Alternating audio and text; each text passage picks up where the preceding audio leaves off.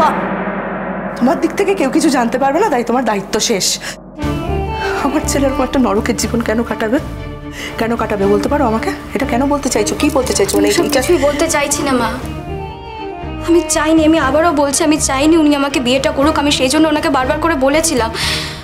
কি লাভ হয়েছিল বললে? বারবার করে কি বলেছিলে? বিয়ে তো করতে গিয়েছিলে।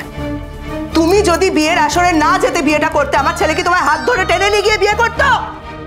এই কথাটা তুমি একদম ঠিক বলেছো মা।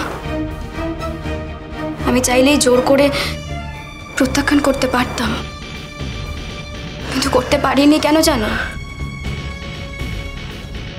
মা, আমি তোমার ছেলেকে এতটাই শ্রদ্ধা করি, ওর কোনো কথা আমি ফেলতে পারি না। ওর প্রত্যেকটা কথা আমার কাছে আদেশের মতো। আমি ফেলতে পারিনি ওর অনুরোধটা। উনি আমাকে অনুরোধ করেছিলেন বৈবাহিক সম্পর্ক না থাকলেও উনি আমাকে নিজের কাছে রাখতে চেয়েছিলেন। আমি বারবার করে বুঝিয়েছিলাম মা, আমি বলেছিলাম এই বিয়েটা না করতে, কিন্তু আমি ওনার এই অনুরোধটা ফেলতে পারিনি মা।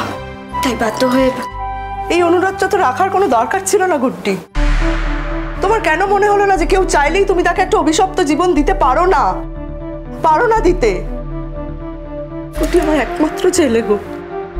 আমার স্বামী ছিল না, আমি ছেলেটাকে আমি অনেক কিছু সহ্য করে অনেক কষ্ট করে বড় করেছি, অনেক কষ্ট করে।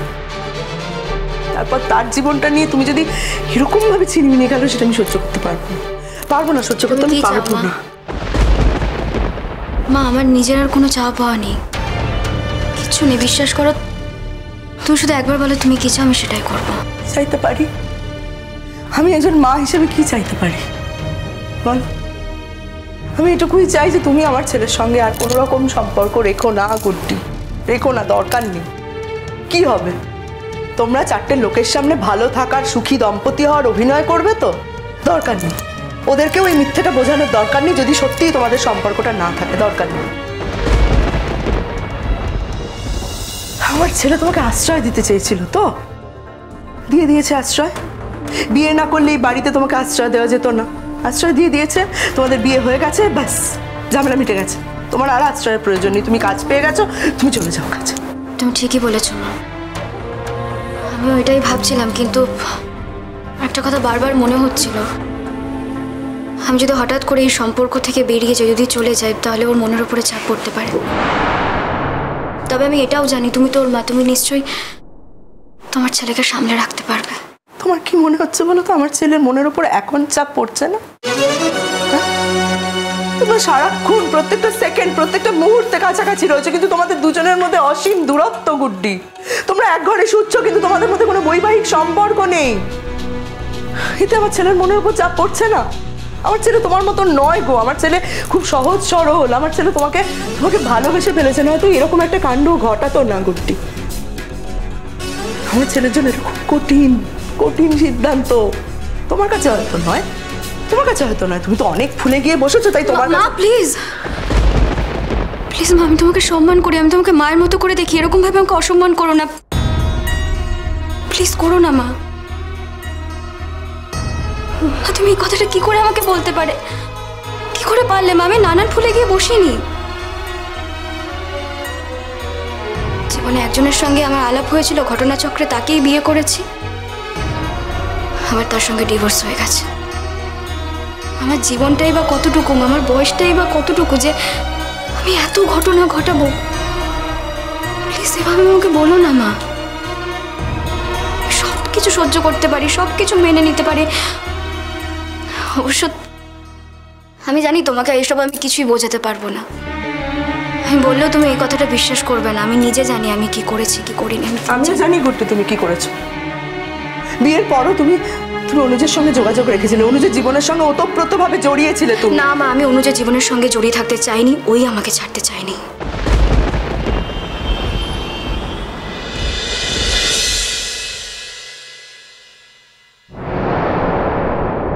কিরে তোরা আয় আয় আয় আয় বস।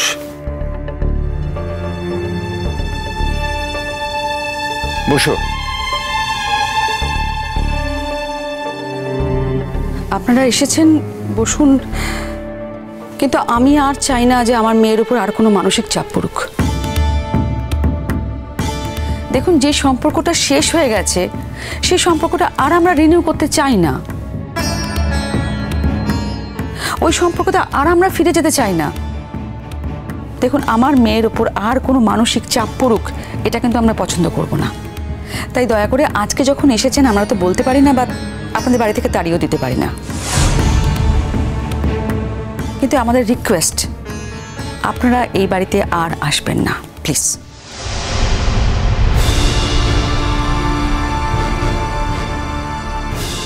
কিন্তু আমরা তো একটা উপলক্ষে এসেছি।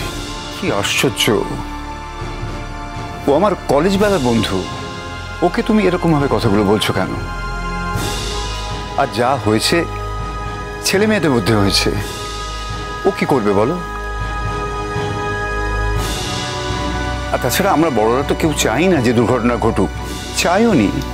তবু যদি ঘটে থাকে এটা তো ছেলে মেয়ের মধ্যেকার ব্যাপার। পিনাকি এর মধ্যে কিভাবে দোষী হচ্ছে? আমি তো কাউকে দোষ দিচ্ছি না। কে দোষী না, কার দোষ, আমি এই তর্কের মধ্যে যেতেই চাই না। আমি শুধু একটাই বলতে চাই যে আমার মেয়ের এখন যা মেন্টাল কন্ডিশন, আর এক্সট্রা কোনো স্ট্রেস আমি ওকে দিতে চাই না, ব্যাস এইটুকুই। আর উনি তো ওনার ছেলেকে শাসনই করতে পারেননি, ওনার ছেলের উপর তো কোনো কন্ট্রোলই নেই ওনার। তবে আমার মেয়ের ওপর কিন্তু আমার কন্ট্রোলটা আছে। দেখুন বৌদি, এখানে কন্ট্রোলের প্রশ্ন উঠছে না। কে কাকে কন্ট্রোল করবে বলুন? সকলে এখানে অ্যাডাল্ট, কন্ট্রোলের প্রশ্ন নয়। আমরা অনুরোধ করতে এসেছি শিরিনকে যাতেও আমাদের সাথে বাড়ি ফিরে যায়। দেখুন, ওটাও তো ওর বাড়ি, ওখানে থাকারও সম্পূর্ণ অধিকার আছে। ওই বাড়ি থেকে ওকে কে সরিয়ে দেবে? কার সে অধিকার আছে? দেখুন, শিরিন কনসেপ্ট না করলে হয়তো আমরা এই কথাগুলো ভাবতাম না, বলতামও না। শিরিন কনসেপ্ট করেছে বলেই আমরা এতটা কনসার্ন, আর সেই জন্যই আমরা চাই যে শিরিন বাড়ি ফিরে যাক। বাহ, ভারী অদ্ভুত কথা বললে তো। মানে আজকে শিরিন কনসিভ করেছে বলে তার দাম আছে। এই বাচ্চাটা আসছে, এই বাচ্চাটা যেহেতু তোমাদের বাড়ির, সেই জন্য শিরিনের দাম আছে। আর না হলে তার কোনো দাম থাকতো না। অদ্ভুত তো। না না বৌদি, এই কথাগুলো বলবেন না, এগুলো ঠিক না। আমরা ঠিক এগুলো বলতে চাইনি, আপনি ভুল বুঝছেন। বলছো তো তোমরা দুদুল, এইভাবে তো কথাটা বলা হলো। ঠিক আছে, ছাড়ো না, আর কথা বলে অশান্তি করে কোনো লাভ নেই।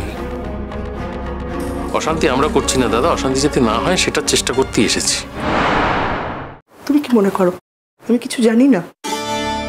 অনুজকে যখন দুর্বৃত্তরা প্রায় কিডন্যাপ করে নিয়ে যাচ্ছিল, তুমি সেখানে ঝাঁপিয়ে পড়োনি অনুজকে বাঁচানোর জন্য? অনুজের বিপদে অনুজের পাশে থাকোনি তুমি? মা, সেটা আমার ঠিক মনে হয়েছিল। আমার কাছে মিথ্যা কথা বলে কি লাভ গুড্ডি? আমি তোমাকে মিথ্যে বলছি না, মিথ্যে বলিনি আমি তোমাকে। তুমি অনুজকে ভালোবাসো গুড্ডি। তুমি তোমার স্বামীকে ভালোবাসো না মা?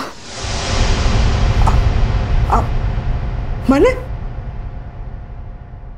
ও তো আমার স্বামী মা।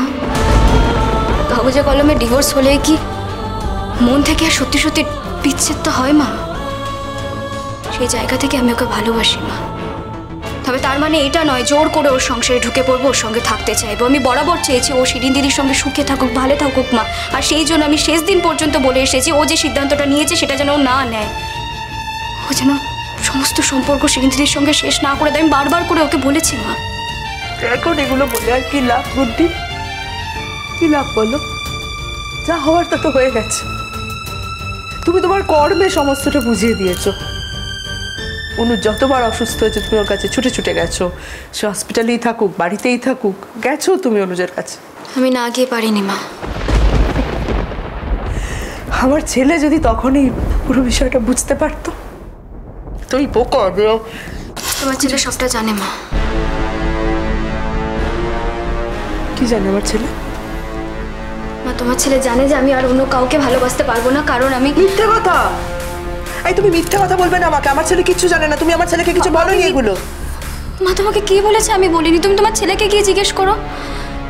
আমি প্রথম দিনই ওনাকে সবটা পরিষ্কার করে দিয়েছিলাম। উনি সব কিছু জানার পরেও সব কিছু জানার পরে উনি আমাকে নিজের কাছে রাখতে চেয়েছিলেন। উনি বলেছিলেন আমার নাকি একটা আশ্রয়ের দরকার। উনি এটাও বলেছিলেন গুড্ডি তোমার একটু যত্নের প্রয়োজন, বড় হতে গেলে সাহায্যের প্রয়োজন। উনি এমনই একজন মহান মানুষ।